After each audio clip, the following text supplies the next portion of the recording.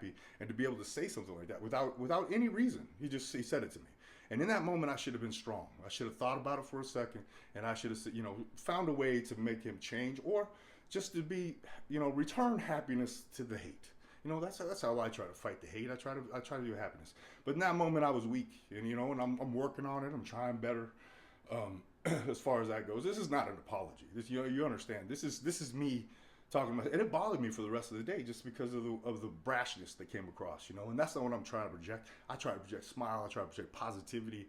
I wanted him to feel better about himself, and instead I made him not.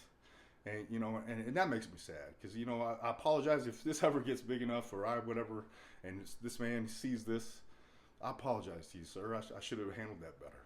But anyways, I try to get better in life and stuff, and I just these things. I don't know. I just lost my whole train of thought right now. Like I said, it's been bothering me. And this morning I got up. I couldn't even sleep that much. It's 2:30, 2:10. I got up and I went to the gym this morning. And when I walked in there, man, I got to tell you, I got a lot of things going on at work. I got like my bills and all that stuff. We all have these same issues and stuff. It's not just me.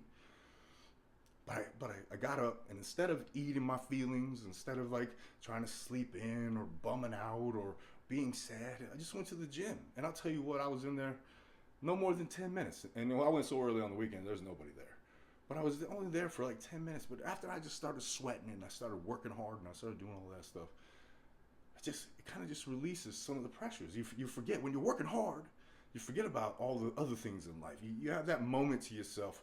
And I like to call it gym therapy, So I know this is long today, but I just wanted to say this: be positive. And when people they like to put hate on you, you just leave that with them. You don't bring that hate to yourself, because that's not for you. That's not because of you.